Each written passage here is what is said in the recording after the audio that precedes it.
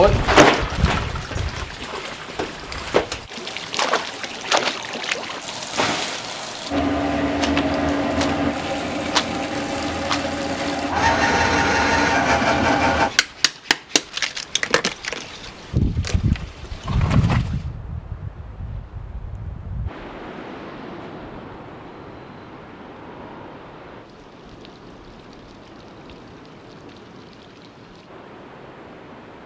持ってるの？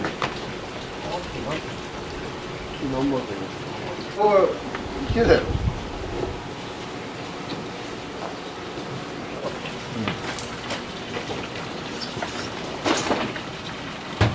はい、ありがとうございます。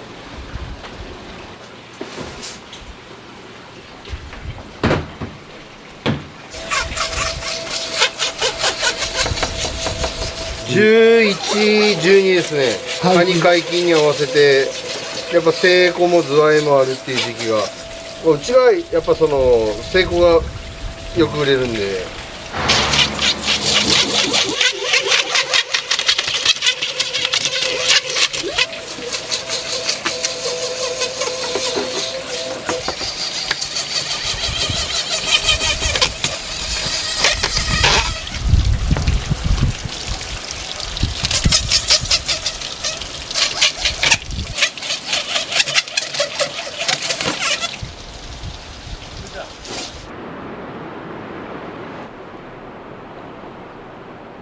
なかなかそんな高いもんいきなり売れんだろうっていうことで、成功の丼を始めたわけです。2杯ずつつけるのは1日やっぱり多いと250とか出ると500杯うちの名字をつけたら松田聖子さんみたいな感じになってて、名前から受けてちょっと取材とかされるようになって、で食べてみたら意外と真面目に作ってるんやみたいなで毎年売れるようになった。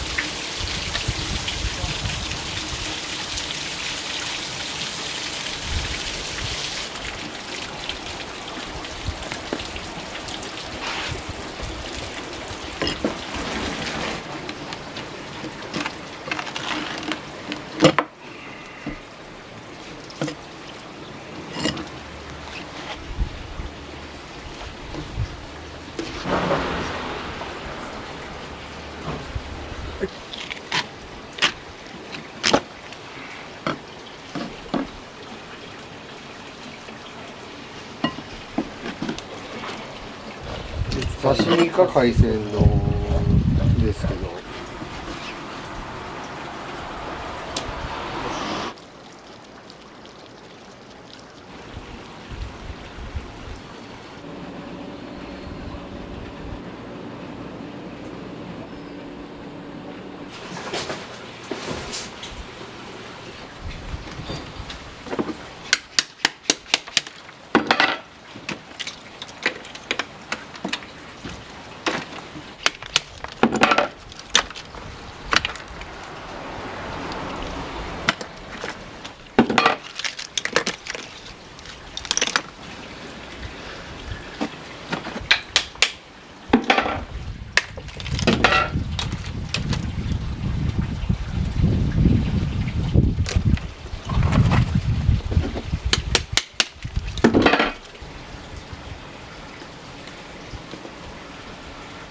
臭みに変わるで。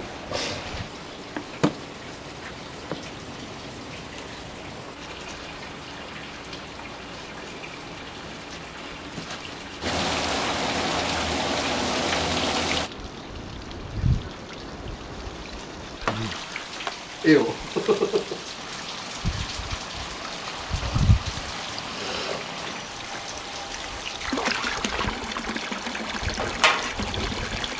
これ開ければいいの。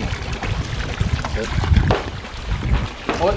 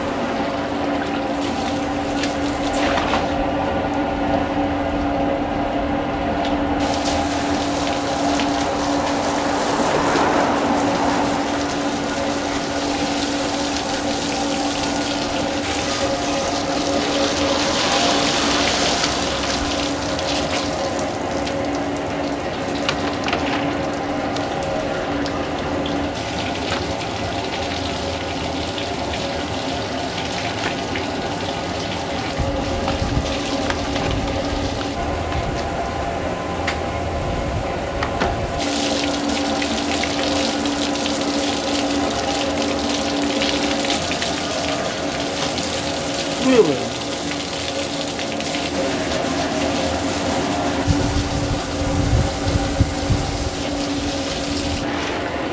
いしょ。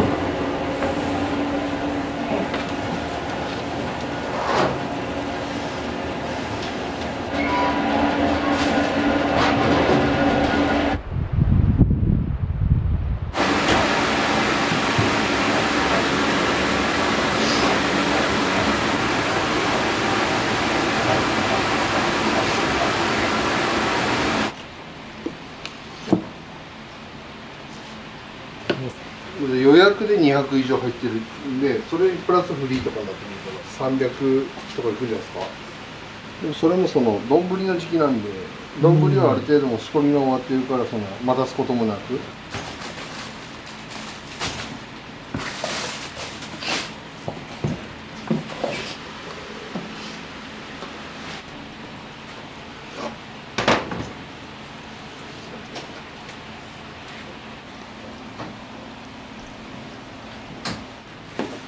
いろいろあったんで、うちらもやっぱあるっすもん、最初こんなやっただって昔この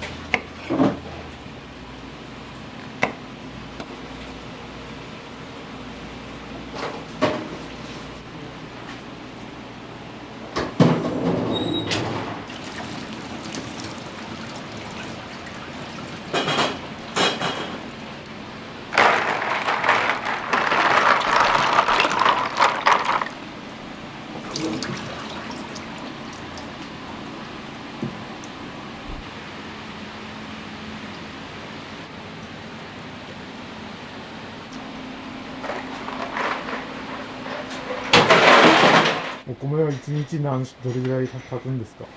生後丼の時はね、もう30キロの袋をね、何袋咲いて炊くんやろうね。多いね。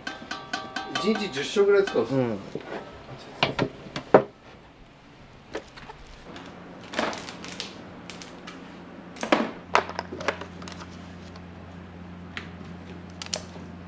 ひたすらちゃんとこの関節全部出してますから。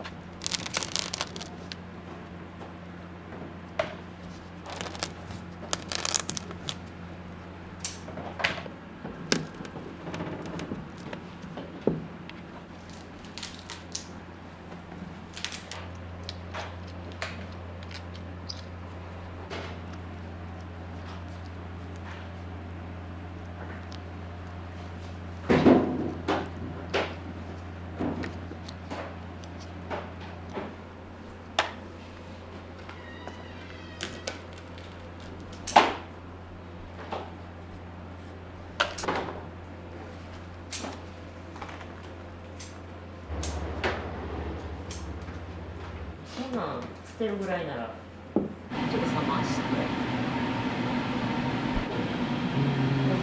肉よりも大きい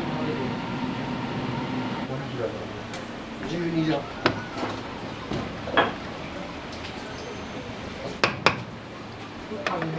そうです。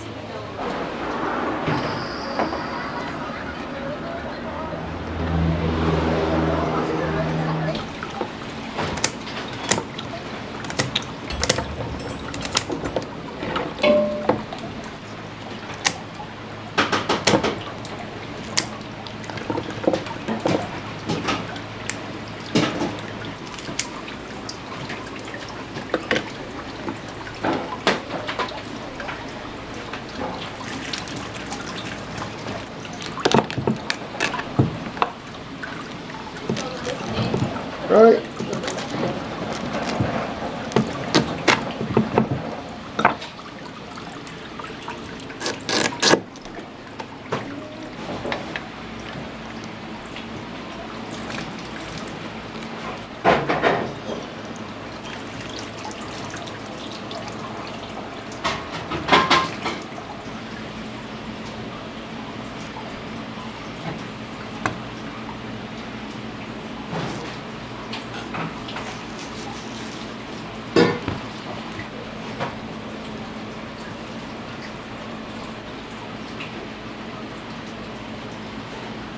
マグロのヨーグルト。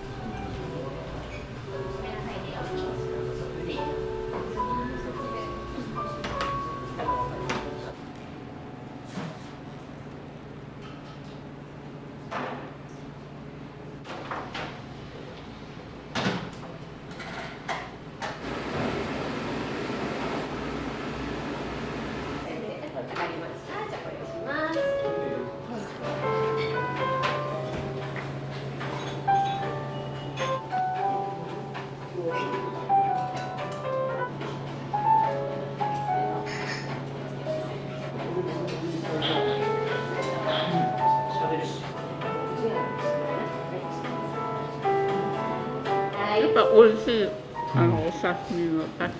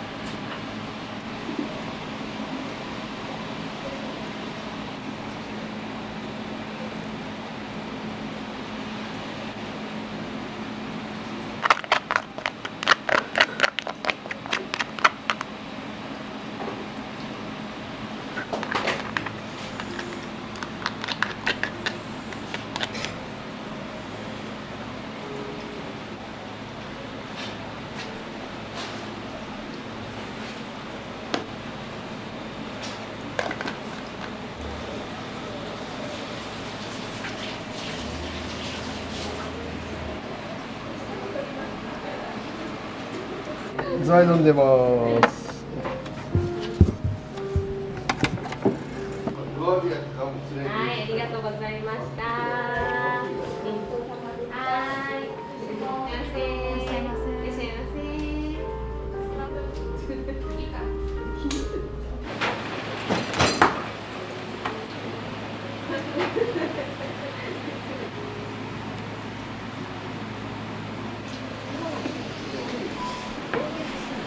あ、カツイカあれで進めてって言って。暑いから進めてください。おう。あんだけ目地の練習してたのに。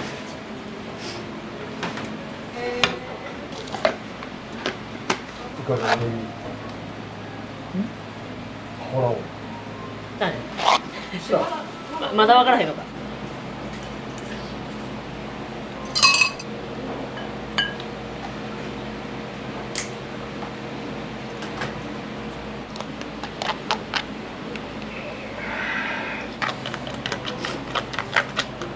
最近また真似するとこ初め誰もやってなかったけど20秒ぐらいでですね。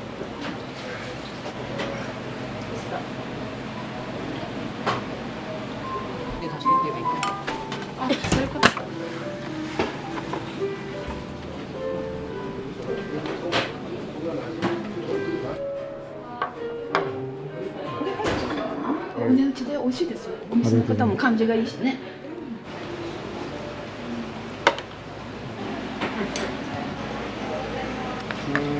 1万円以内。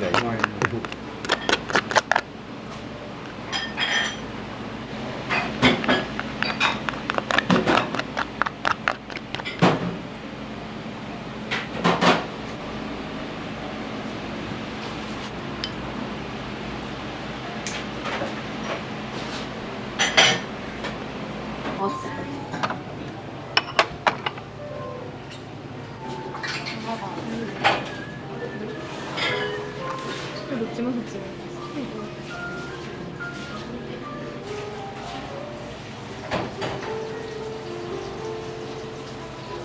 京都から来ました。ズワイ丼のお味いかがですか？いやもう今まで食べたカニで一番うまいかもしれないです。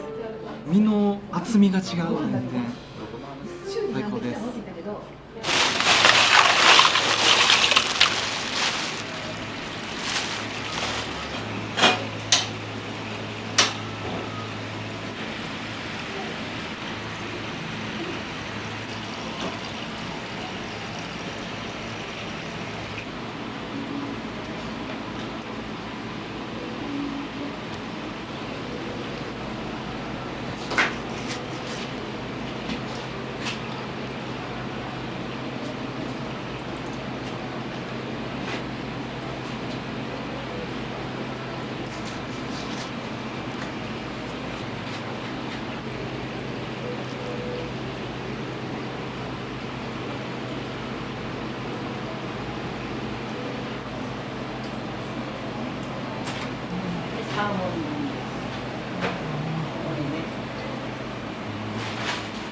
いらっしゃいませ。完成。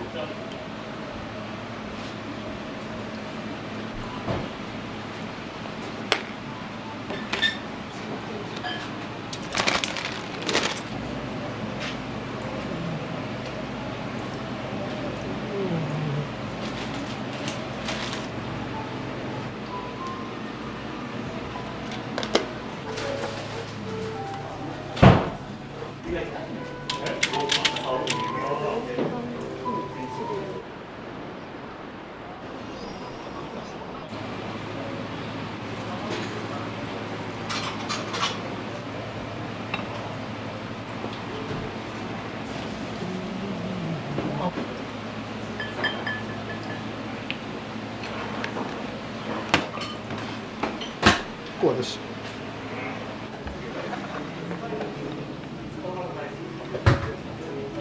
はい。失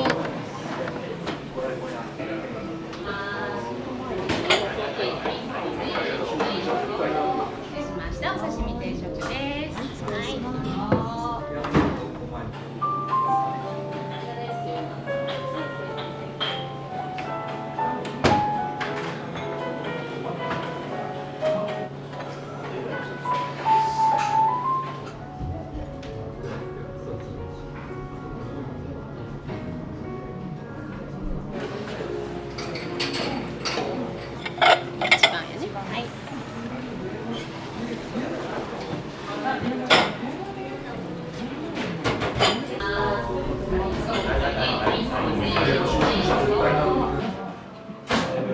たことある見たことある。こんだけの魚出すとこなかなかないですよ。まあ本当に。もう一つあります。これからこの冷凍しまうともうそのままやけ1箱なら1箱ずつ。はい、お願いします。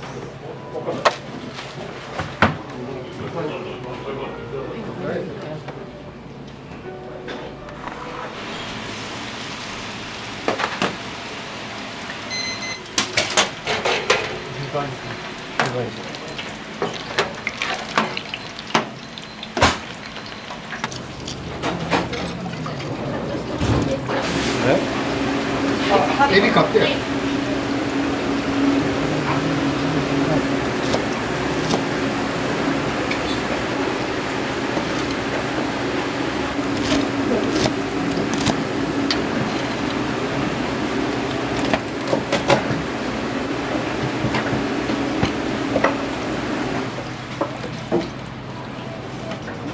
はい、お願いします。あ、いいんですか。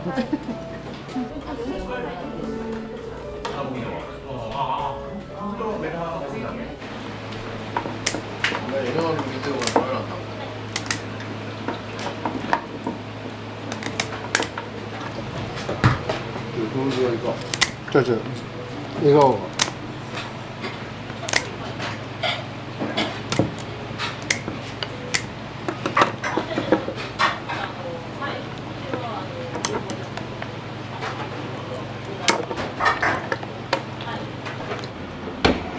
先に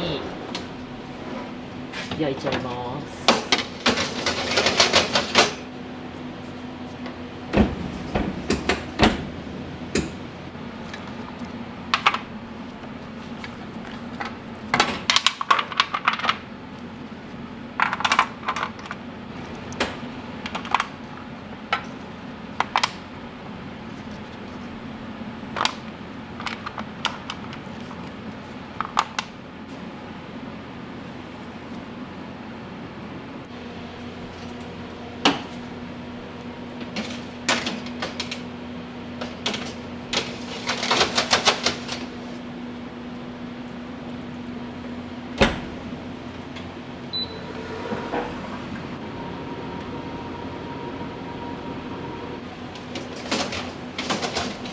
こんな感じです。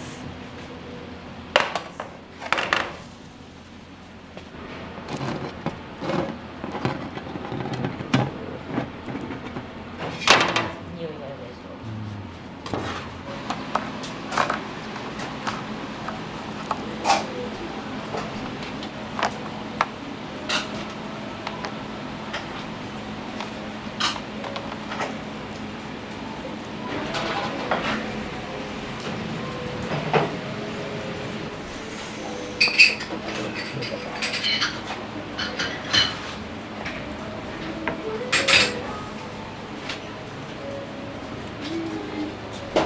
はい、お願いします。どうやこんでいいかな。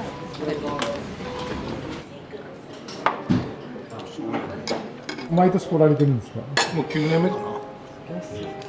食べてないですけど。感じと。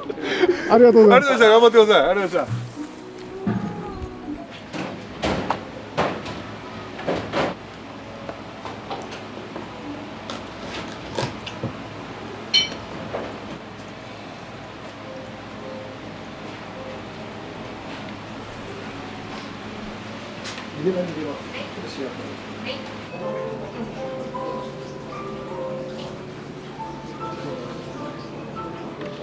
ご飯セットもついてるんで出すタイミングでご飯の出すタイミングで。ご飯出すタイミング。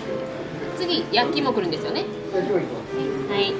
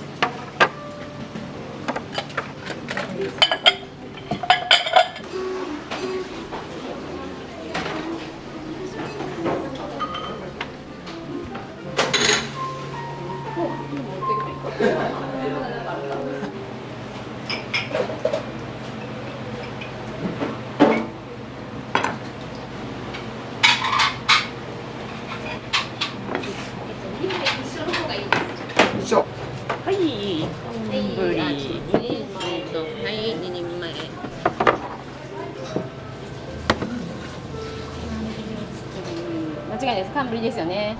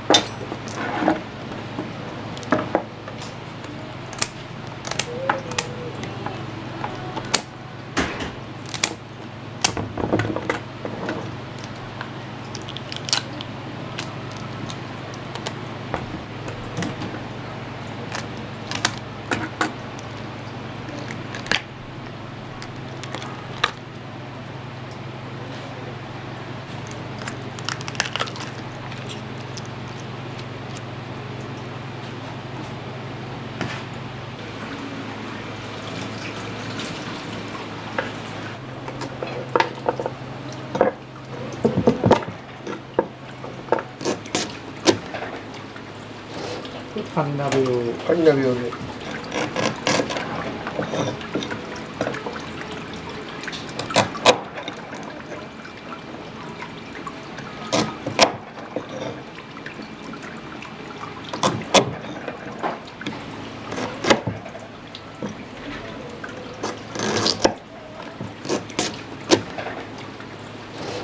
カニ鍋を。カニ鍋用で。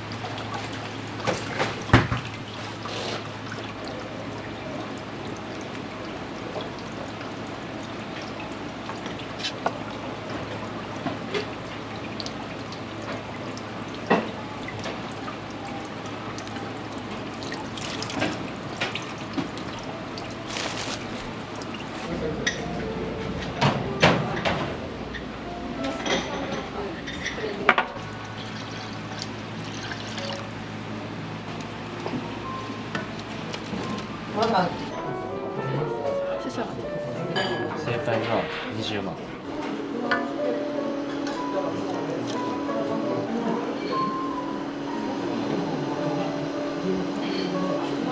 あ、転がった。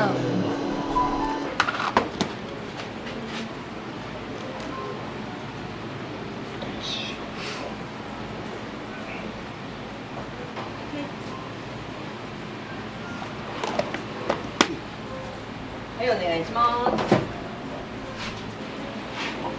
特別盛りで。これはデフォルトじゃないんでっていうことで。わかりました。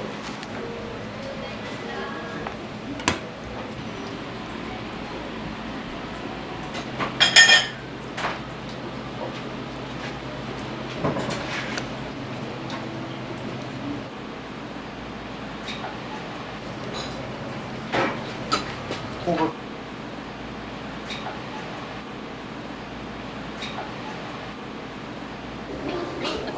どちらで行きますか？こちらの方でいいですか？はい。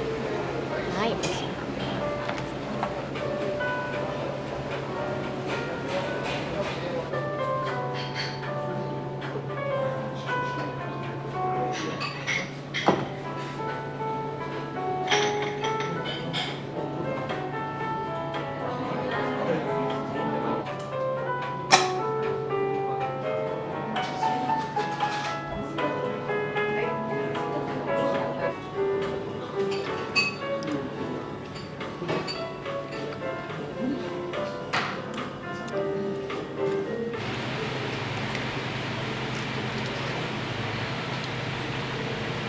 食べてみてください。ありがとうございます。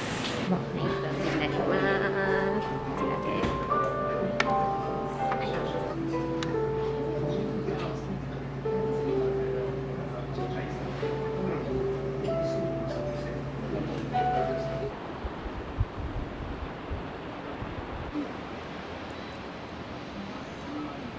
す。はい、いらっしゃいませ。お米代と電気代だけで月10万円の支払いが増えてるんですよ。あんまりにも上がりすぎよ。里山街道が通行止めになったりするんだよ。客さん全然来ない。百数十万円の赤字食らっちゃいましたね。能登の大変さはもう重々近くなんで聞いてるんでね、命あるだけ喜ばんなんて。建物とか元気なんで、こうやって仕事できることは喜ばんなんと思います。政治家の皆さん、自分の懐ぐらいばっかり考えないで国民のこと考えてください。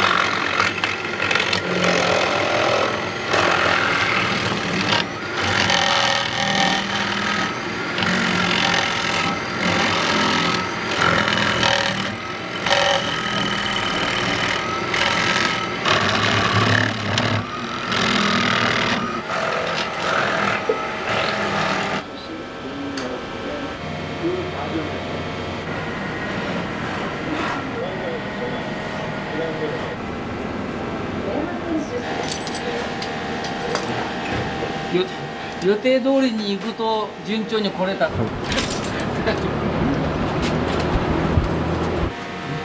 ゃだよ。今お湯沸いた、くにちゃん。お湯沸いた。はい。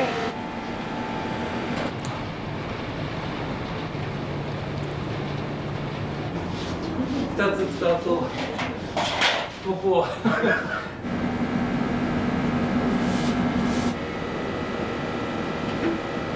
人を呼ぶ手段としてライブハウスにしよう、イベントを作って人を呼んでラーメンを売る、そういう仕組みをね、ライブ&ダイナー AJ なんていうのが始まりだったんですけど。お店開けます。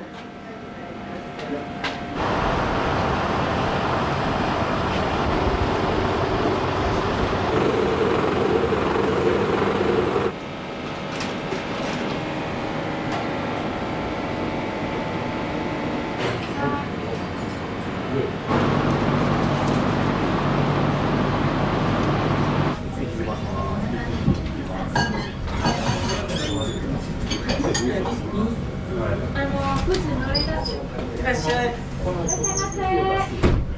あ、どうせです。はい。お帰りなさい。僕の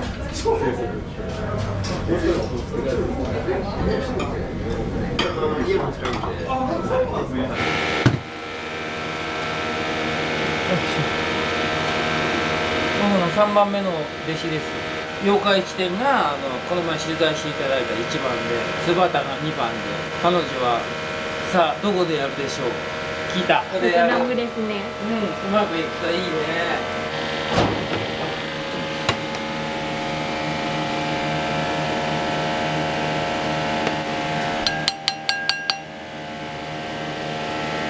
こっちがね、パイタンラーメンです。白い湯って書いてパイタン。こっちは醤油ラーメンです。和風醤油ラーメンです。こっちが大盛り。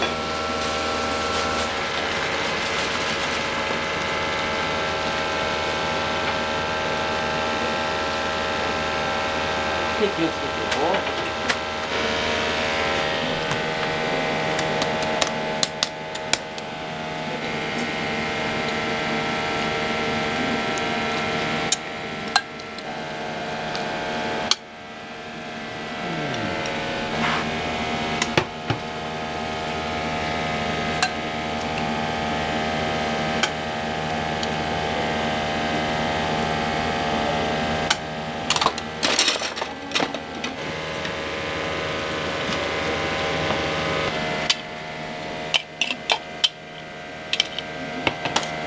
はい、大盛り。焼き飯よ。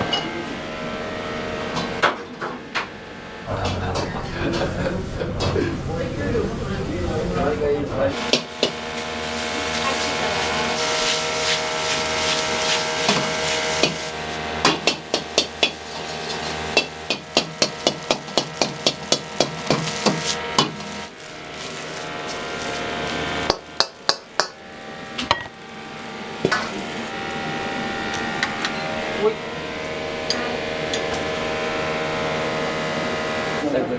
世渡り上手。いやいやいやいやありがとうございます。まあ自分現場のトラック乗ってるんですけど、やっぱ能登方面で仕事して帰ってくるとき、もし、まあ、その日弁当なかったらもう AJ さん確定ですねってぐらい美味しいです。パイタンとほんでミニ焼き飯。俺やっぱここマスター好きやし、マスター気さくやし、お米代と電気代だけで月10万円の支払いが増えてるんですよ。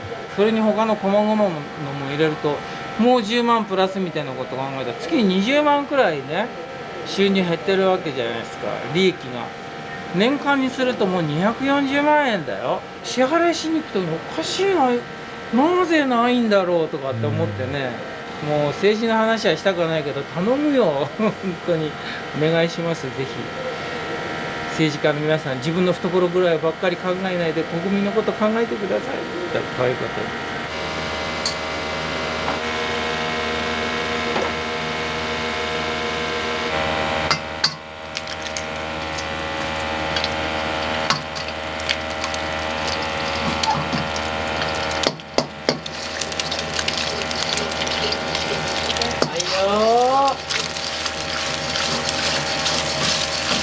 麺入れてくれる？ちょっと。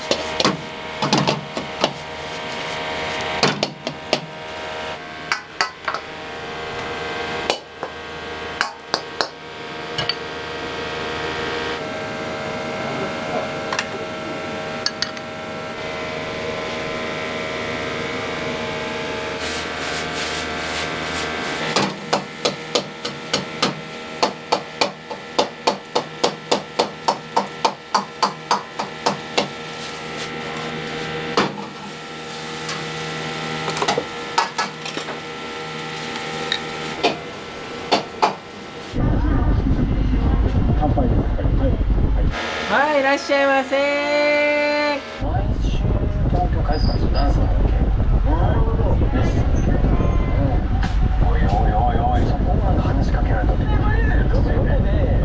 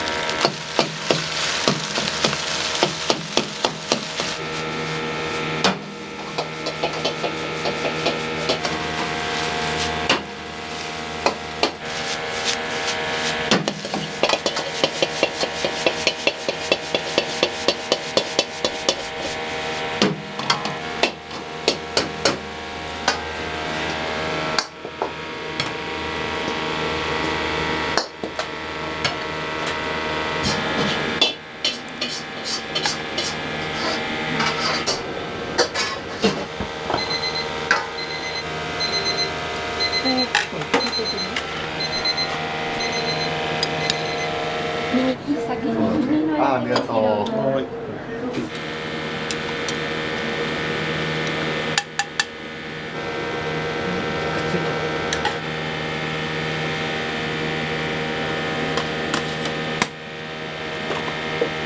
担々麺。担々麺です。美味しいでしょう。お待たせしました。はい。担々麺はい、どうぞ。ありがとう。はい。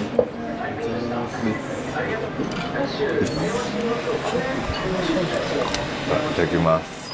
こんにちは、いらっしゃいませ。こんにちは。まあちょこちょこ来ますね。いつもはパイタン系か味噌を頼んでます。安くて量が多いところですね。美味しい普通に。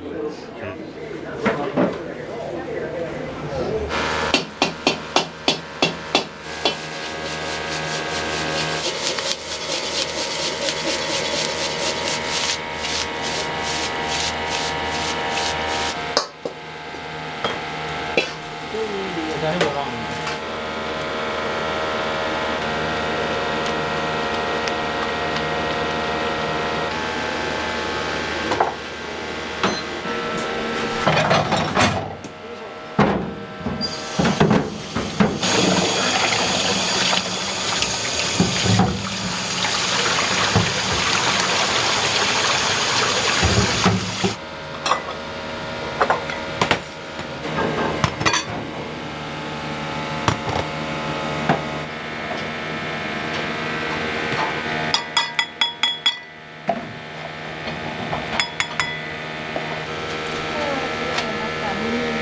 はい。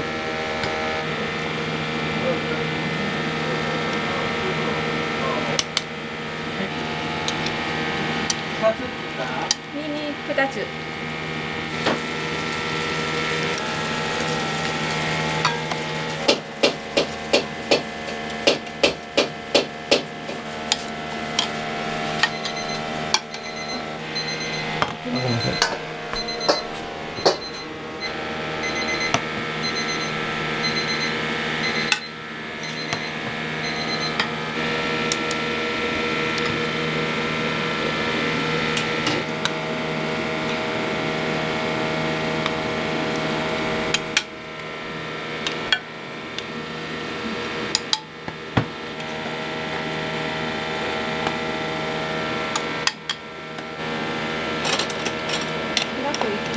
はい。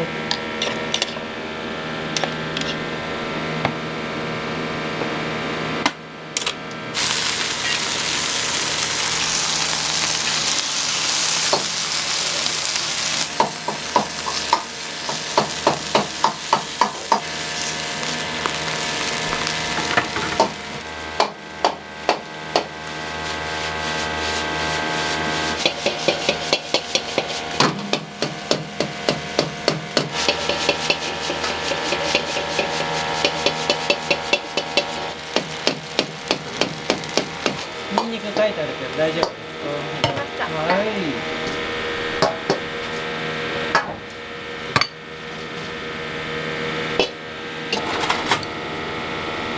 ほい。はい、お願いします。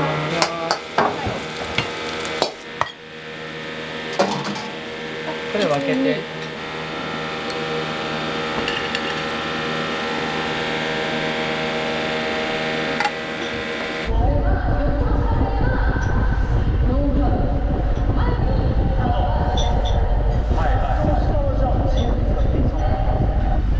基本的なルールを覚えたところで練習開始。でもまあ元気に立ってるし、電気水道ガスは何ともなかったんで、水が2週間くらい使えなかったのかな、そういう影響だけで。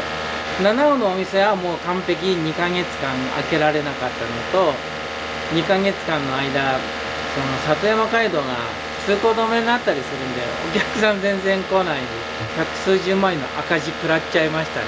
人件費と家賃とね払ってたら、単純に収入ないけど支払いだけ、電車商業なんで1月の売り上げがゼロのところを持ってきて12月分の支払いがまるっきり来るんでね、結局そういうことだね。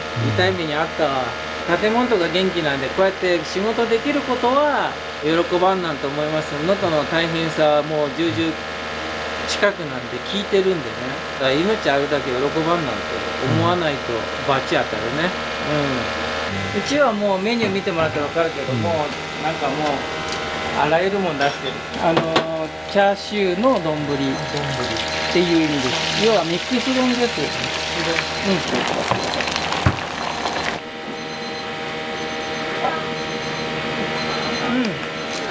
今日はロックが多いですね。ビートルズの人たちもいる。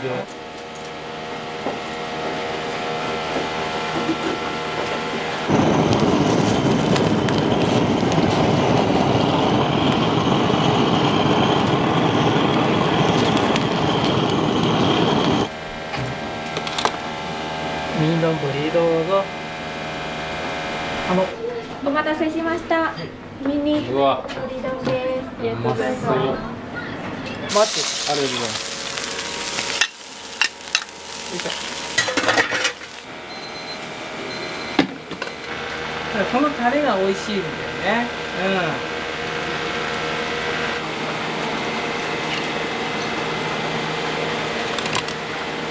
後で言われないようにフォローして様子見よう。はい。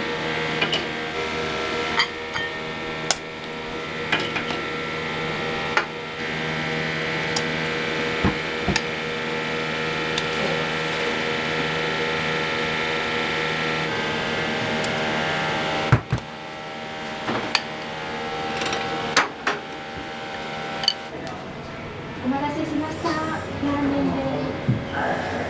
お待たせしました。ブラックどうぞ。ありがとうございます。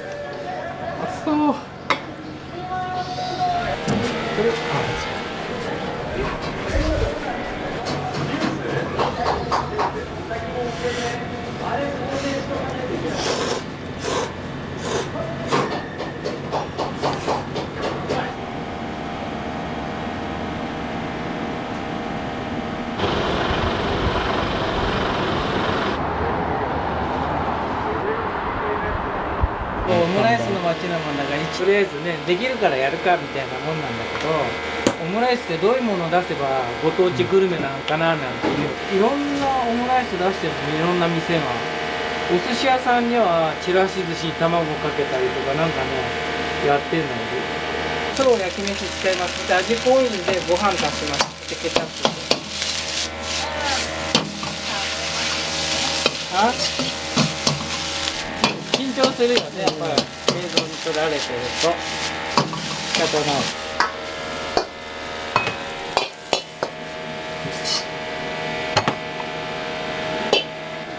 なんだこのまま置いときます。あ、そうだね、そんな慣れないことやるとね。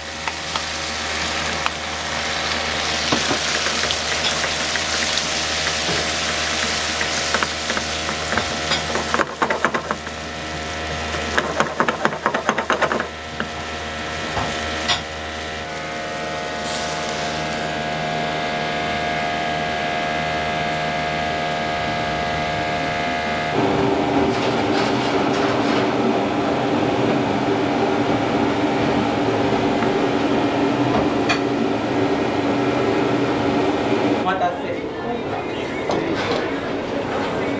うぞ。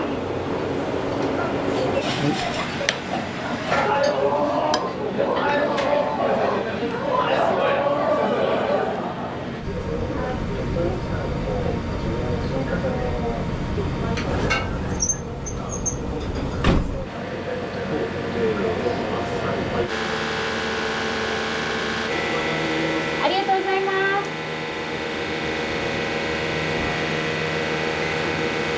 もうちょっと待ってもらっていいですか。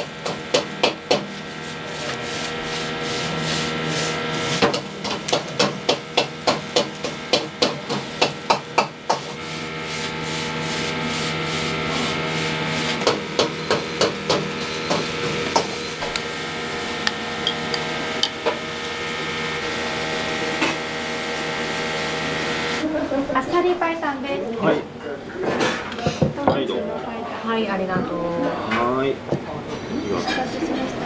担々麺です。はい。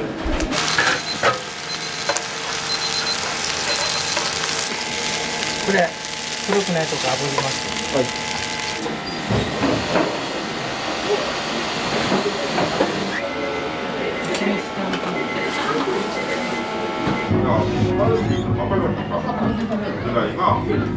つけ麺だよ。今一生懸命やってるのに、横から金取ってる。一番。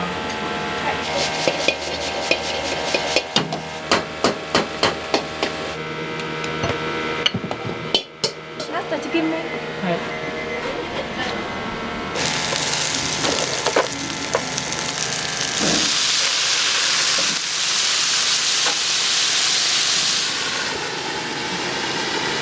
宇宙5時間1です。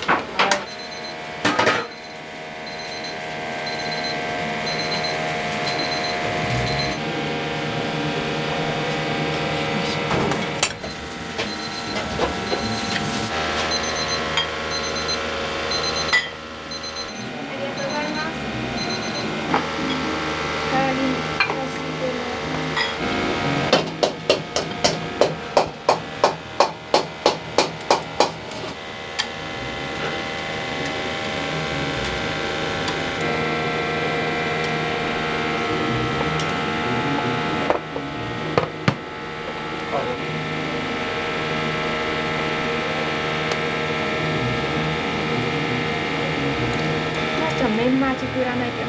メンマ？はい。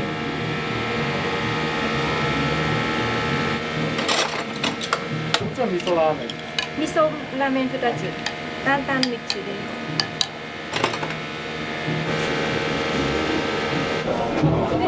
味噌です。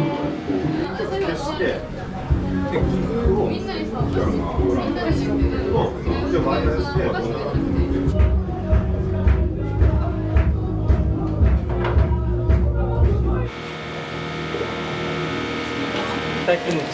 美味しそうですね。うん、これうまいわ。こ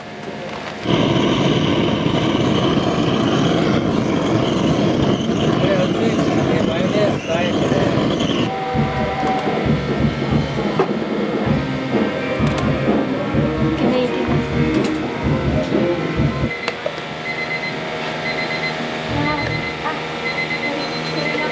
はい。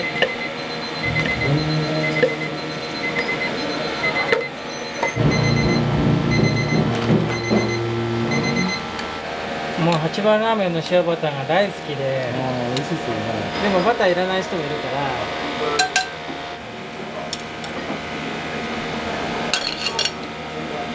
ちっちゃいから。ああ、ありがとう。嬉しい悲鳴ですけど、うん、そうだね。まあ明日バイトにね、昨日ね。これって頑張ればいいっていう問題じゃなくてやっちまったぜ。ブラック。よいしょ、バターがたっぷり。まずやりま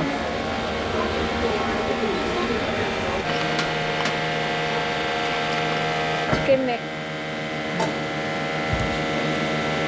いしょ、離すよ。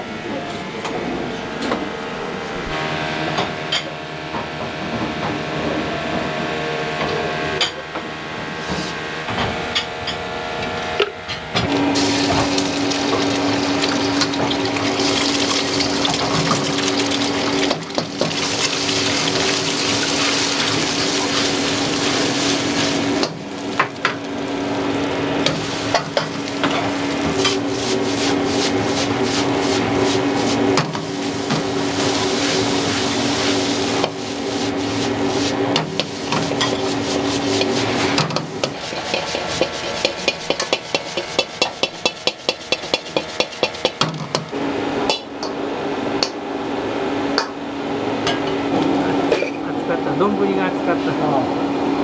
洗ったばっかりでめっちゃ熱い。お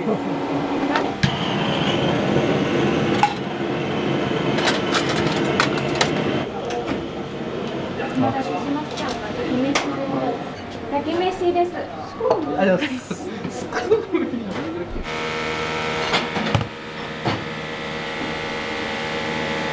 キーボードはね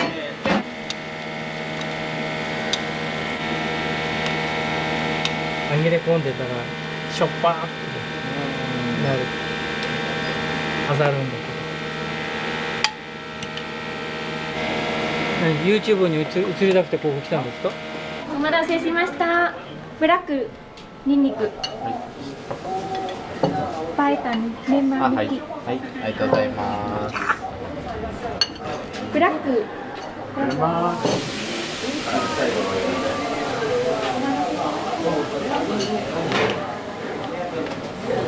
すいません。はい。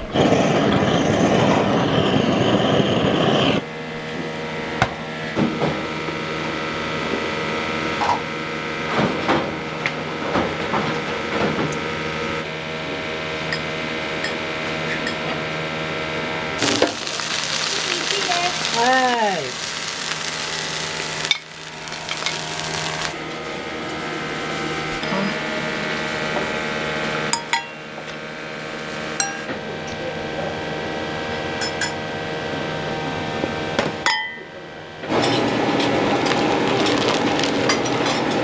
ちょっとね、ブラックと匂い嗅がないとわからないね。よく回します。チーズ入ってるんで。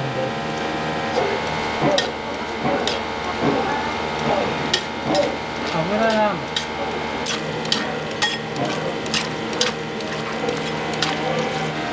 ごまいっぱい、オリジナルのラー油。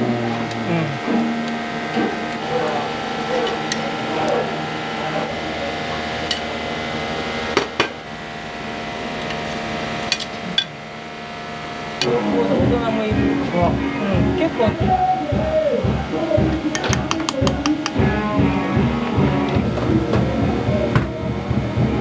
ミニ。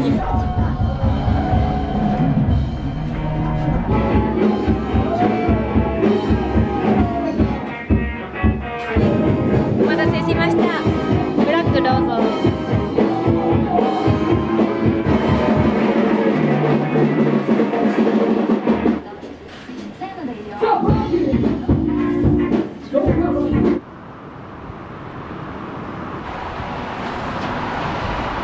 さっきお米とかの話言ったっけ、なんだろう、あんまりにも上がりすぎよ。お米代がさ 50% 以上上がってね、ラーメン代じゃあ簡単にさ 30%、50% 上げれるかってできないんですよ。で挙句にさ、消費が減ってきてる、お客さんが減る、ダブルパンチトリプルパンチね、ひどい目に遭ってんだなんていうことはさ、ぶっちゃけ愚痴ですけど、とはいえね、日々こうやって頑張るしかないからね。はい、どうもありがとうございます。はい、お願いします。お待たせしました。金沢ブラックの大です。はい、ごゆっくりどうぞ。はい、ラーメンお願いします。ご塩です。はい。創業の時からずっとファンでして、最近復活したので嬉しくなってもらってました。復活ののろし第1号店みたいな感じ。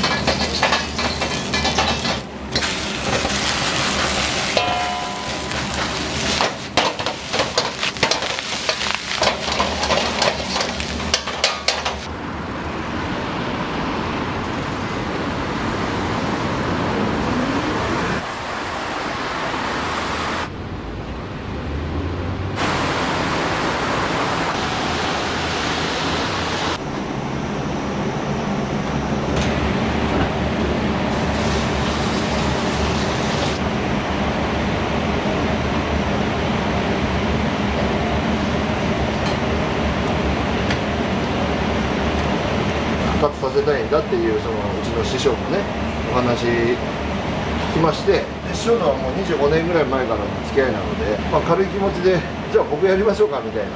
だからぜひやってくれっていう話になりまして、今浜のお店で1年半ぐらい修行させてもらって、で独立開業したって感じですね。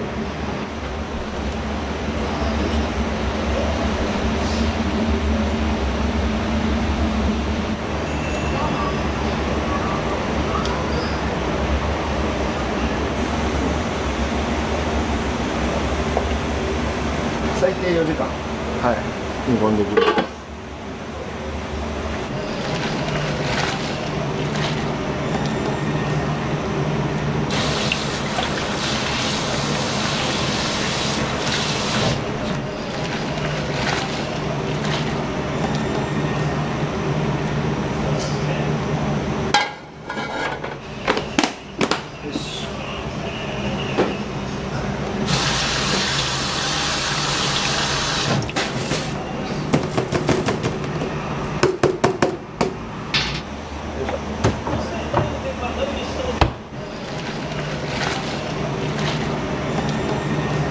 いわゆるそのセメント系ってもう全部粉砕してラーメンの中入れてます。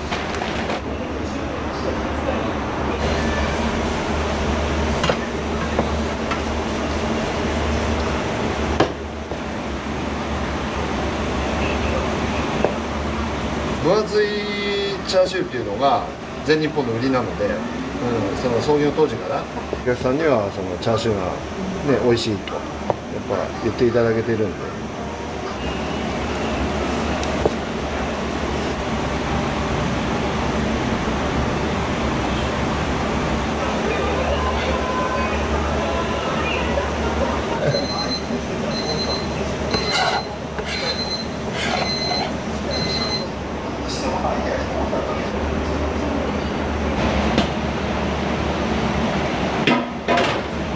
で大体今スープ5時間ぐらい煮込んだところですかね。げんこつオンリーです。丸骨、いい感じになる。10時間ぐらい煮込むと大体半分ぐらいになるんです。ちょっと低温で60度70度ぐらいで置いとくと骨から外れたその肉の脂の部分ですね、このスープにとろみつけてくれる。全日本ラーメンの直接鍋で火にかけて背脂からの油を直接抽出してるって形です。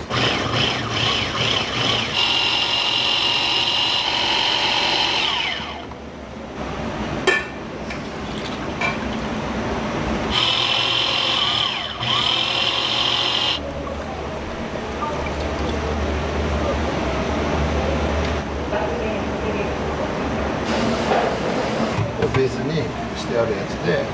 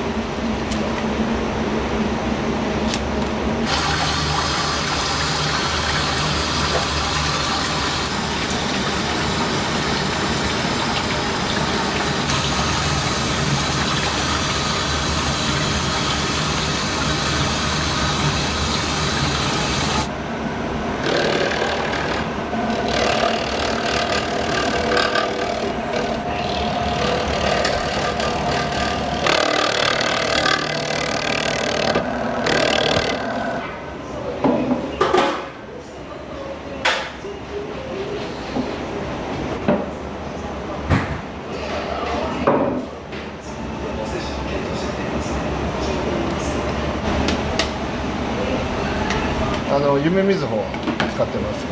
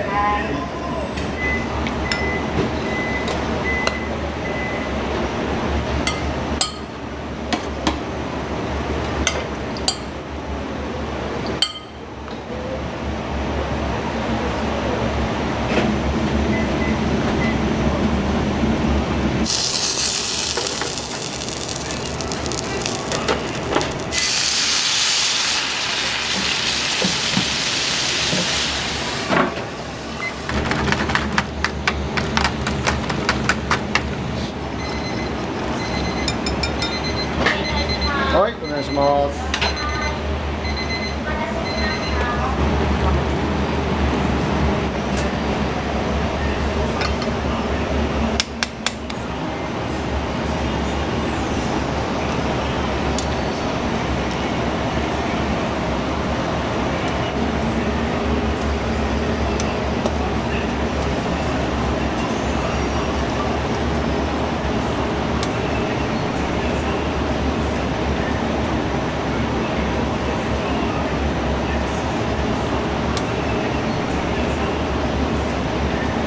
来ました。金沢ブラックの台です。はい、ごゆっくりどうぞ。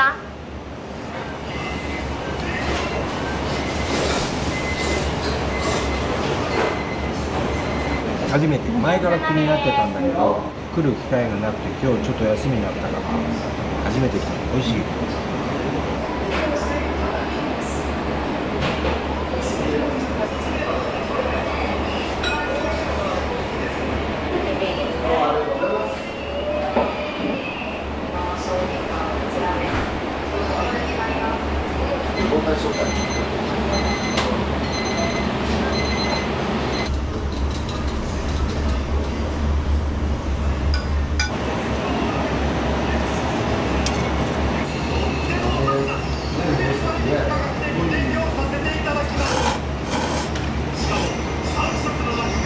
あ、美味しいです。はい、定期的に。お待たせしました。餃子単品ですね。どうぞ。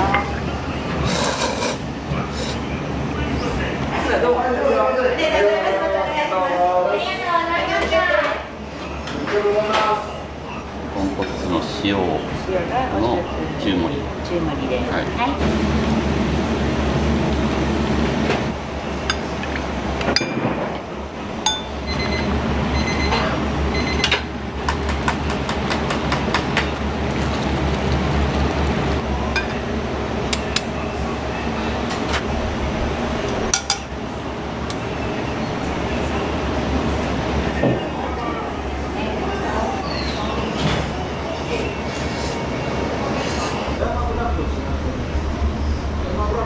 創業の時からずっとファンでして、最近復活したので嬉しくなってま来ました。なので最近は塩ラーメンで食べています。ごちそうさまです。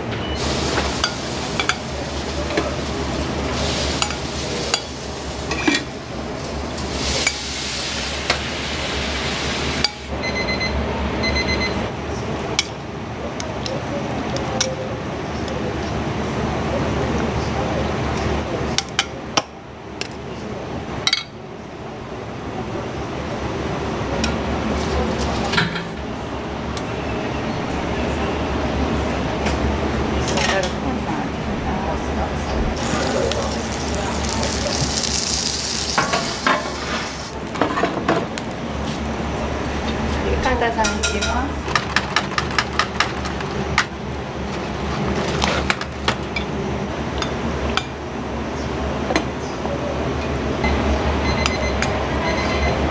どうもありがとうございました。ありがとうございます。お願いします。はい、ありがとうございます。いつも通り動けない。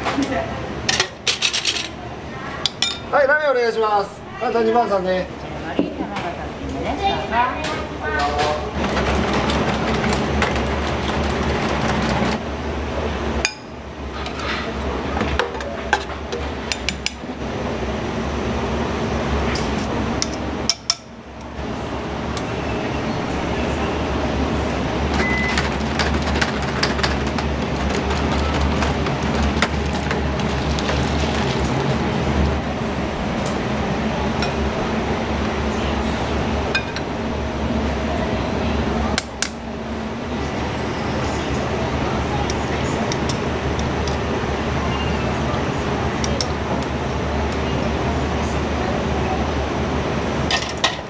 パイさんも注意言ってもらえる？ブラック2つです。お願いします。よいしょ。はい。はい。お待たせいたしました。金沢ブラックです。お待たせしました。失礼しま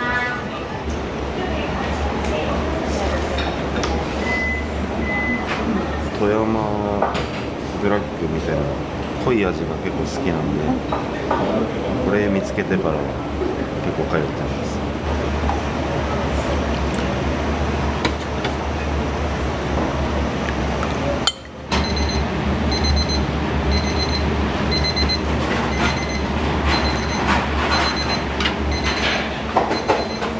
系っていうかいい色でしょもしいって感じ。はい、どうぞ。ようこそいらっしゃいませ。はい、煮干し用です。チ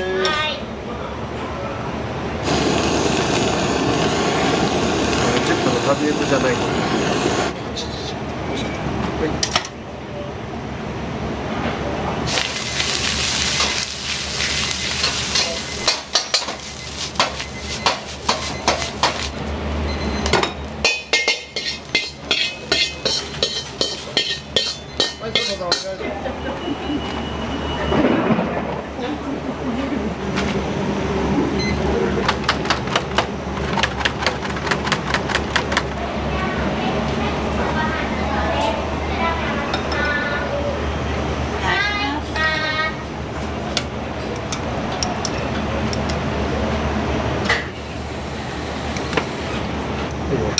テーブル3番さん行きます。はい、カウンター5番さんです。お願いします。はい。はい。すみません。はい、お待たせいたしました。美味しいです。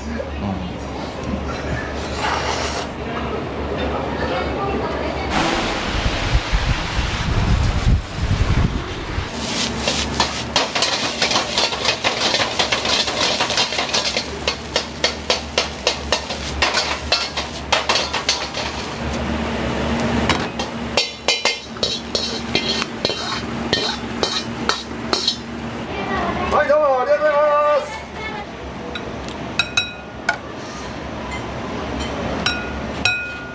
はいよは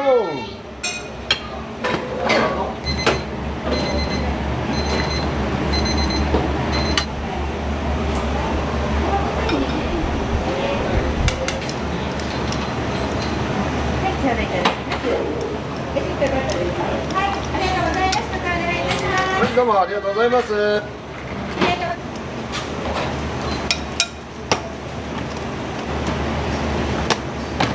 はい。はい、お願いします。ブラック先行きます。はい、レモンブラです。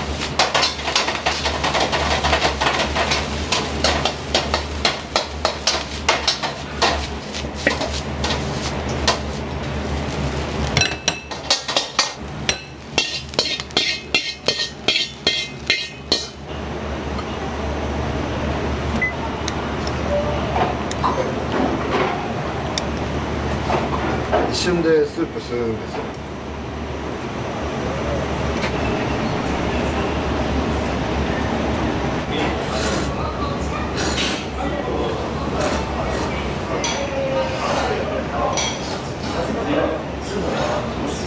結構やっぱインパクトあって美味しいです。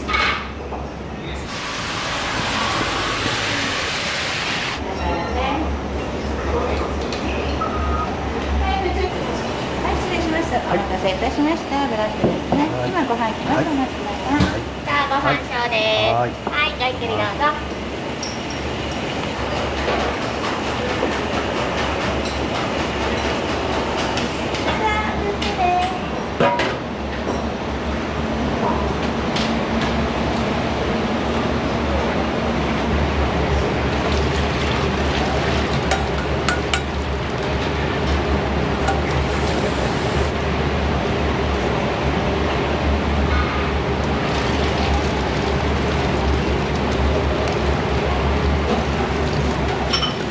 今日のスープもいい出来ですよ。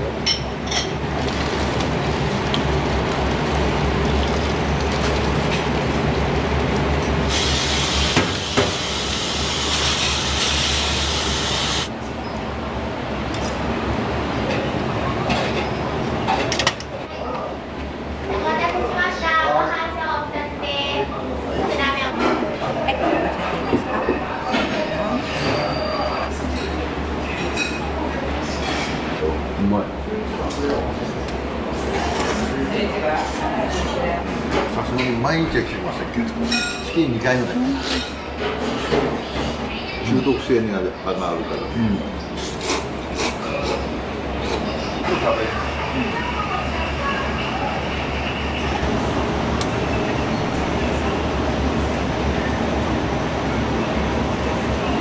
個じゃない90で。ああ、そうです。もう布それにかんない。ああ、そうです。お世話になってます。金沢の片町の犀川大橋のところで屋台みたいのをやって、それがラーメン屋さんのスタートなんです。当初家族食べていければいいなと思ってたけど、何気にたくさんお客さん来ちゃいましてね、ちょっと調子に乗っちゃって、これ儲かるなと思ってどんどん店増やしてって失敗してみたいな感じの波あったのかな。そんなスタートでした。お店全部閉じられたこともあったんですか？そうなんです。原因は詐欺に遭いました。会社乗っ取り、チェーン展開するんでね、ノウハウを提供してください、合併しましょうって言って、そのまんま会社乗っ取られました。詐欺だって言っても詐欺に遭った人が悪い世の中なので、僕が全部痛い目に遭ったわけなんですが、それからかれこれもう13年くらい経ちます。詐欺に遭ってから。めちゃくちゃたくさんの人に救われてきたんだっていうことだけはかっこよくお伝えしたいですね。それで今があってまた頑張ろうと思うのはその人たちの気持ちに応えなきゃみたいなことだと思うんだ。僕がやった全日本をまた再び作ろうかという気持ちになった流れの中でね、南さんが手を挙げてくれたの。僕は店できないんでね、何軒か持ってるから。だから俺がやるとかって言ってくれて、要は復活ののろし第1号店みたいな感じですね。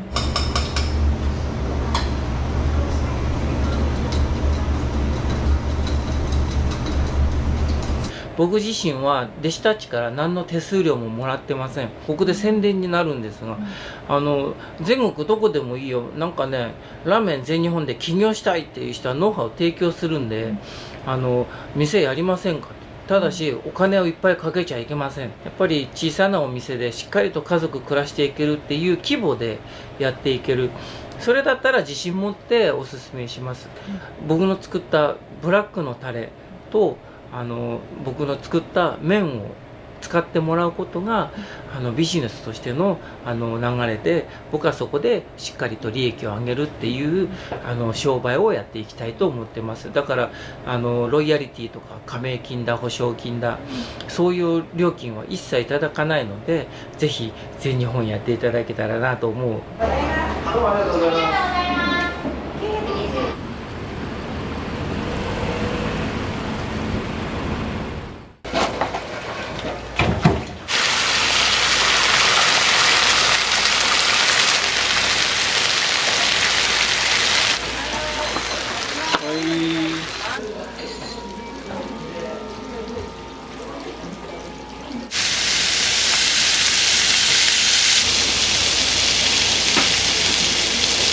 すみません、お好みで鰹節の方をおかけになってお召し上がりください。焼き芋定食になります。お好みで鰹節の方をおかけになってお召し上がりください。でこちらお名前書いてお待ちいただけますか。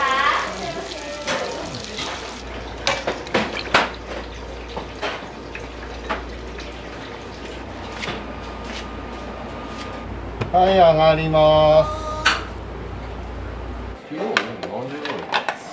いですね、これ。しっかりと厚みがあるので美味しいと思います。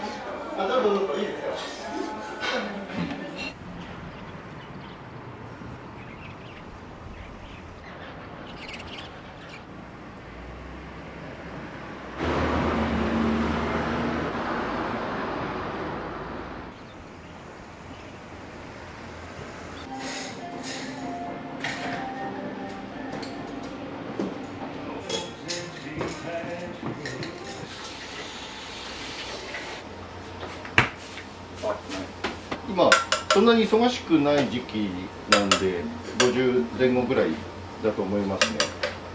地元の人とあと観光、志賀高原あるんで志賀高原から降りてくる方だったり、冬はスキー客、夏は避暑地だから地元の方と志賀高原経由の方がほぼですね。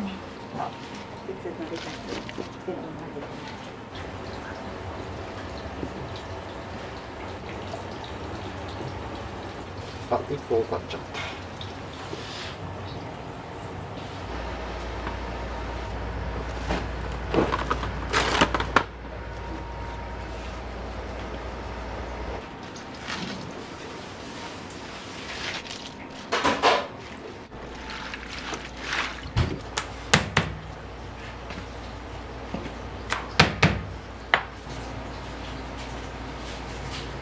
うちは全部みゆきポークですね。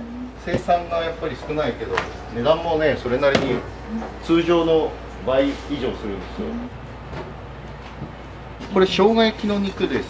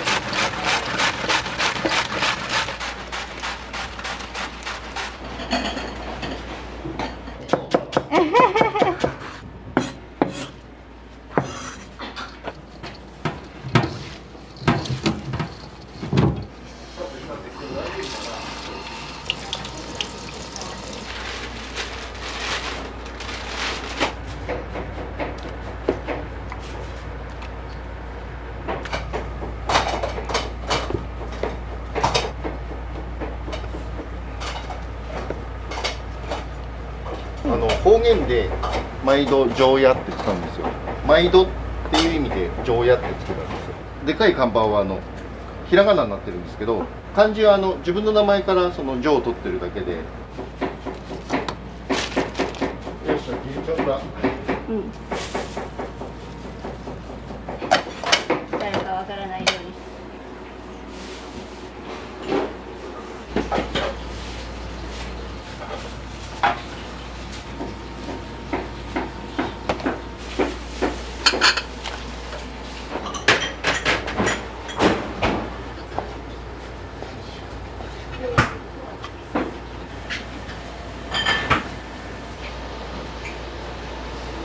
一般的にはもやしです。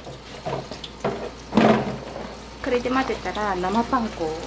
生パン粉。はい。贅沢に。とんかつとかのパン粉も全部これなんですけど、これがめっちゃ美味しい。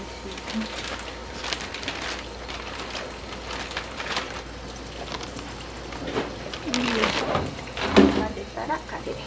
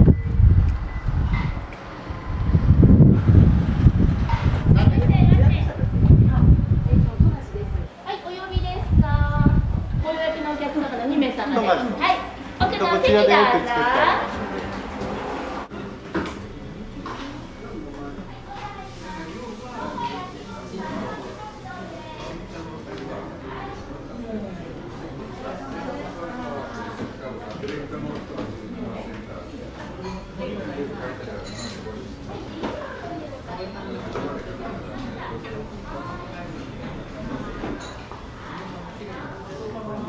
はい、どうもありがとうございました。ごちそうさまです。ありがとうございます。がとうございました。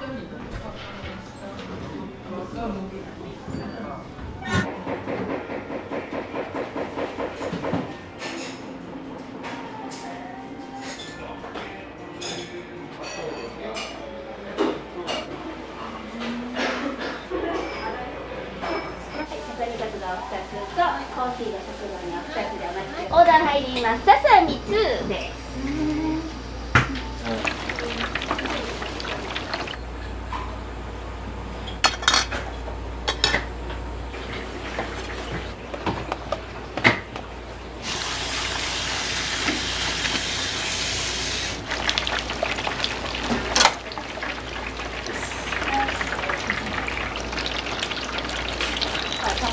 ある、ありがとう。まあ、昼間持てば。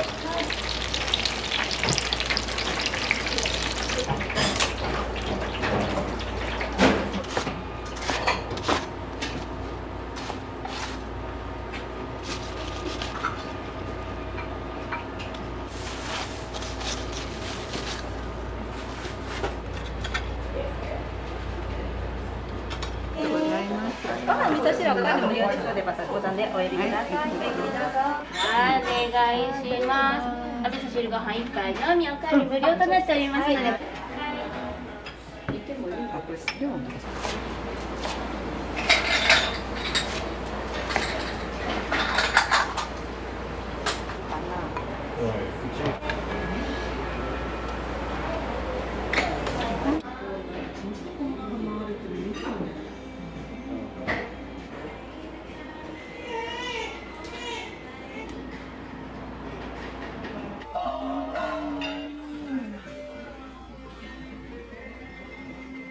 ランチ唐揚げ単品です。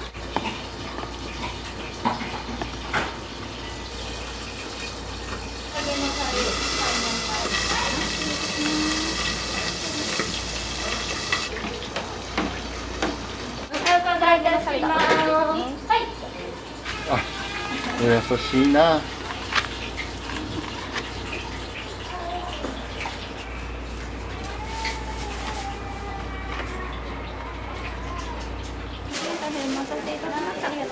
お会計の方が770円になります。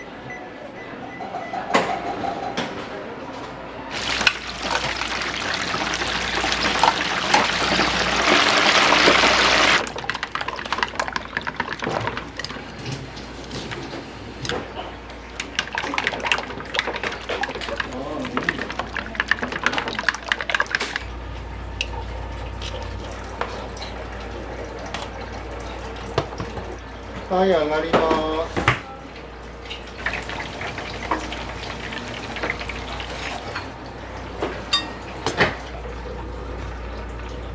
はい、ランチで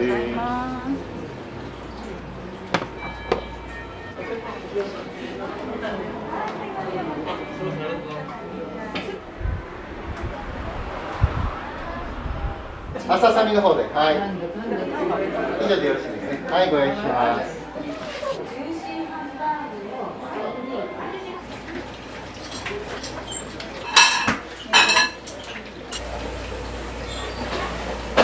いけるかな。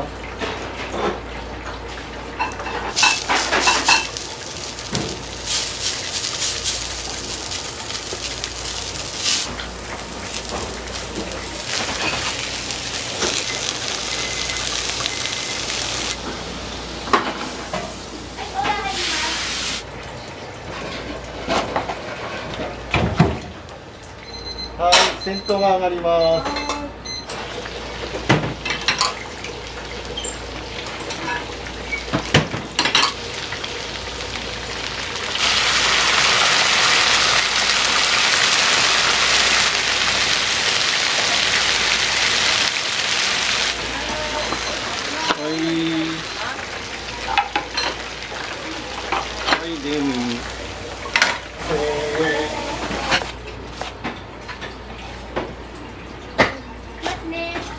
はい、ささみです。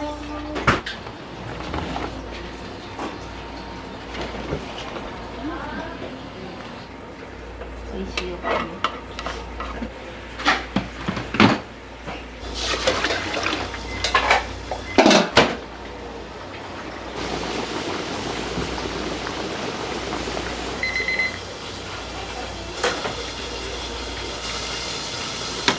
先頭上がるんでお願いします。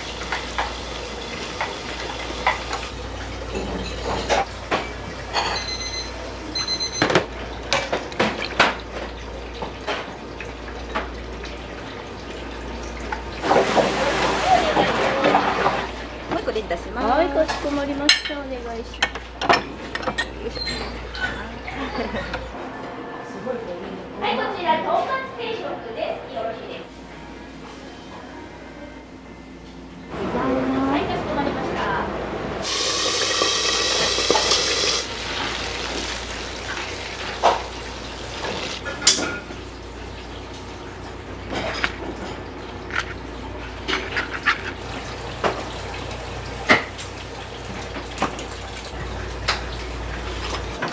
こちらでよろしいですか。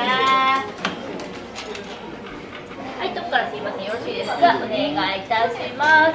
味噌汁5杯1杯のみおかわり無料となっております。また。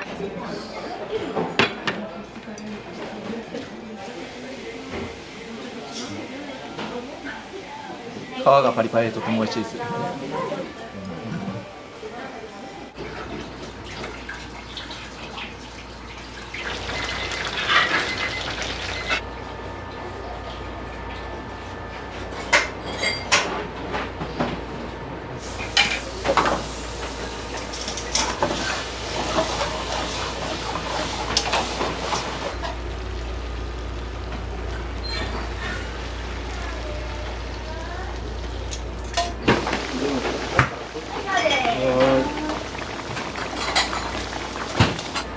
い、これ入ります。サバランチです。は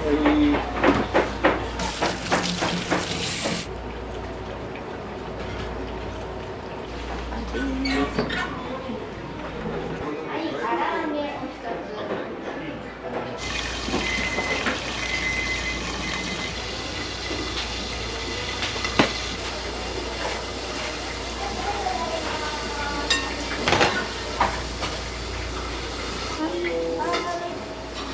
はい、お願いします。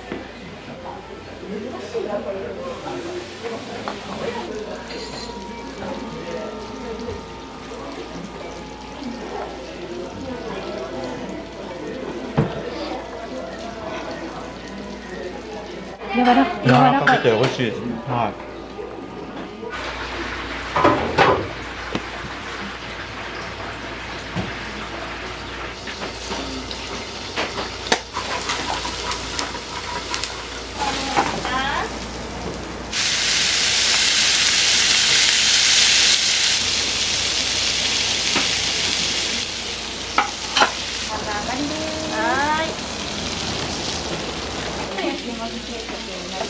お好みでかつお節の方おかけになってお召し上がりください。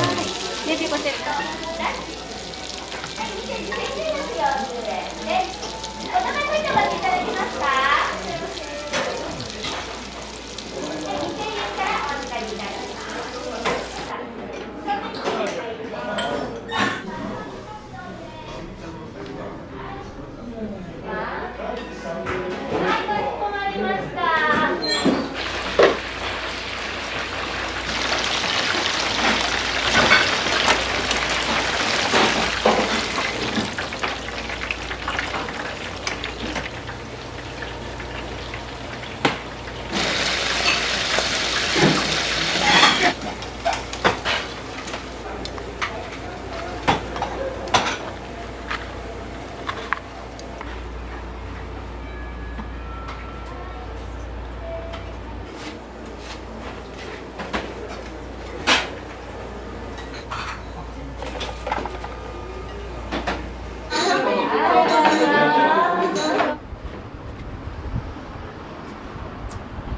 焼き芋定食。はい。以上でよろしいですかね。はい、ご用意します。少々お待ちください。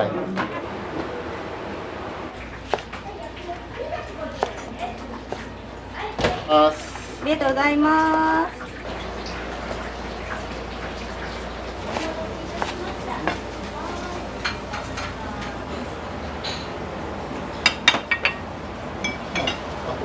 失礼しました。ワートランチになります。はい、すみません。こちらお皿に乗っているのがポン酢で、お盆に乗っているのがドレッシングになっております。います。はい、すいません。お好みで鰹節の方をぶりになってお召し上がりください。ありがとうございます。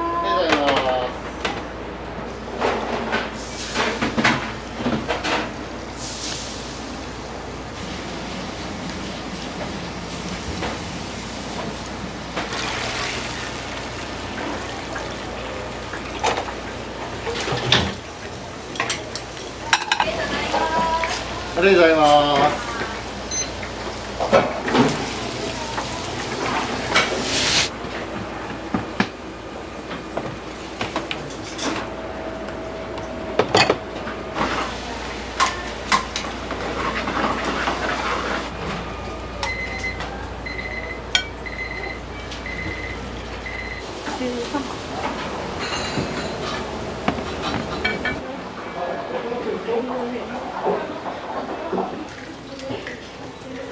はい、どうぞ。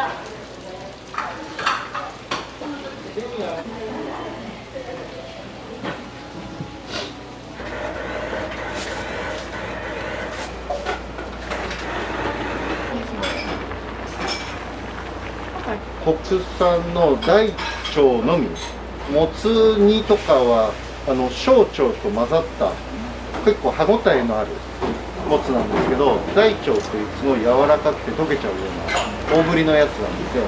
なんでそれのみを使ってる状態ですね。だからみんなこう大ぶりなんですよ。大腸のみ使ってるってあんまりないと思う。だいたい焼きもつは小腸でやるんですけど、うちは大腸のみで柔らかく4時半5時頃まで。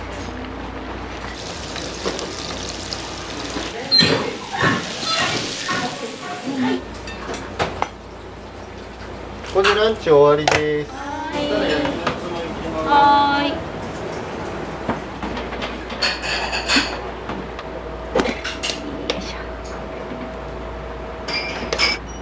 はい、ありがとうございます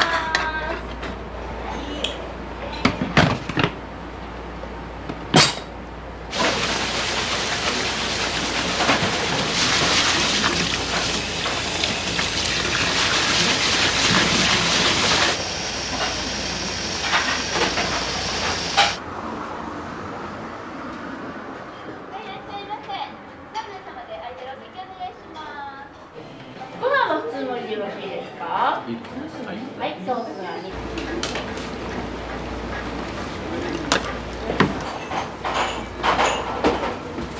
らっしゃいませ。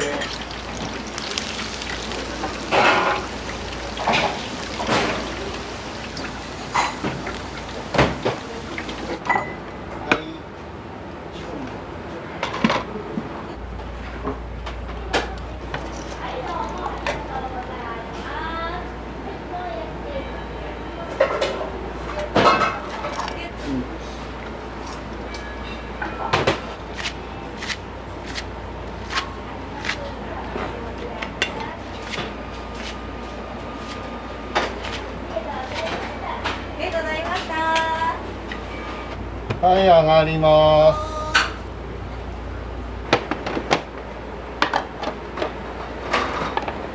一番上がります。お願いします。はい、どうぞ。すごいですね、これ。そうですね、あれですかね。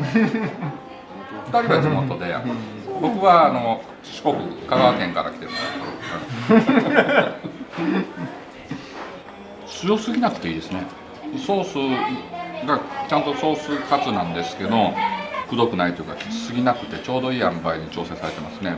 このカツが結構肉厚なんで、結構薄いやつだと何年かあるんですけど、しっかりと厚みがあるので美味しいと思います。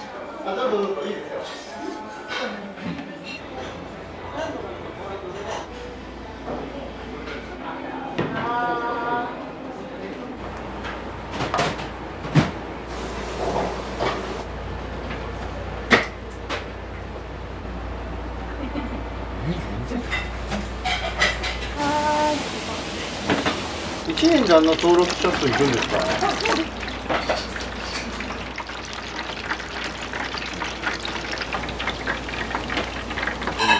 すまあとんかつ食べに来る人もいるけど、とんかつと単品で焼きもちとか、ハンバーグ食べながら単品で焼きもちとか。